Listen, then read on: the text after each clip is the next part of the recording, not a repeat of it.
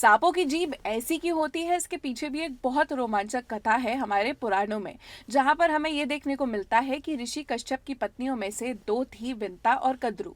विंता के दो पुत्र थे, अरुण और गरुड़, और कद्रू के बहुत सारे सांप।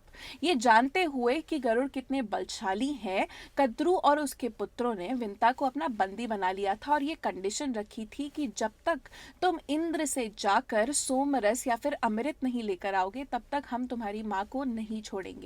जैसे ही गरुड़ को ये पता चलता है, वो सबसे लड़ते हुए देवराज इंद्र के यहाँ जाते हैं और उस अमृत को ले आते हैं। सभी देवता उनको समझाते हैं कि ये कितना कैटास्ट्रॉफिक हो जाएगा अगर इन सांपों के पास अमृत पहुंच गया तो फिर गरुड़ एक चाल बनाते हैं सारे देवताओं के साथ, जहां पर गरुड़ जब वो सोमरस लेकर जाते हैं उन सांपों के लिए, तो वो कंडीशन फुलफिल हो जाती है। सांप जो है वो विंता को छोड़ देते हैं। पर जैसे ही वो सांप उस अमृत को ग्रहण करने जा रहे होते हैं, गरुड़ कहते हैं कि अरे भाई, अमृत है, थोड़ा हाथ मुंह धोकर तो आओ। सारे सांप जाते हैं, हाथ मुंह धोकर बिल्कुल शुद्ध होकर आते हैं। इतने में इंद्र आकर उस अमृत को ले जाते हैं। अब जब गरुड़ आए थे तो उन्होंने उस अमृत को एक कुश के आसन पर रखा था, चटाई पर रखा था।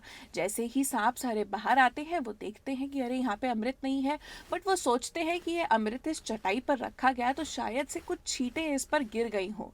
तो इसी लालच में वो सारे सांप उस चटाई को चाटने लगते हैं, जिसकी वजह से इतना प्रोलॉन्ग्ड एक्शन होता है कि उनकी जीभ ही बीच में से कट जाती है।